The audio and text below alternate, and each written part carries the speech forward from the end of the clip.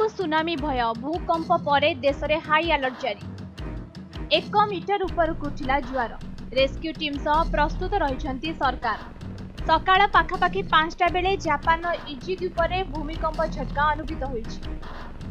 Richter scale यार तीव्रता 5.6 थिबा सूचना मिली।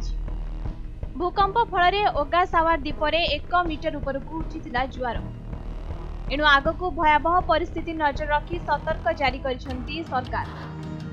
भूमिकंप हेबारु प्राय समस्त लोक घर चली आसिथिले एणु एथिरे कौनसी लोकंकर क्षति न होइतिबा सूचना मिली। जदि देखिबा जापान एक भूमिकंप प्रवण अंचल तेबे एक सर्वेरु जणा पड़िछि कि जापान में प्रतिवर्ष पाखापाखि 1500 रु अधिक भूकंप होइथाय। जदि देखिबा 1923 मसियारे जापान सबुठारु भयंकर भूमिकंप सामना करिथिला। एथिरे 1 लाख लोकंक जीवन जाइथिला। जापान राजधानी टोकियो एथिरे सबुठारु अधिक प्रभावित होइथिला।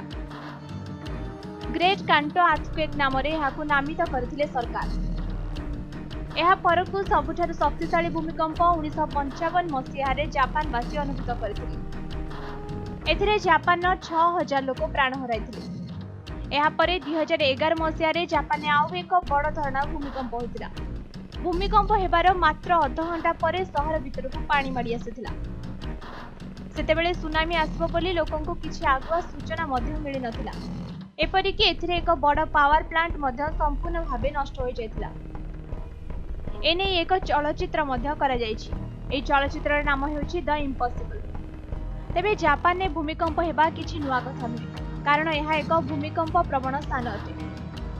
मात्र भूकंपरू लोकंकु रक्षा करबा पई पाखापाखि 1 लाख लोकंकु नै एक टीम तैयारी होइछि।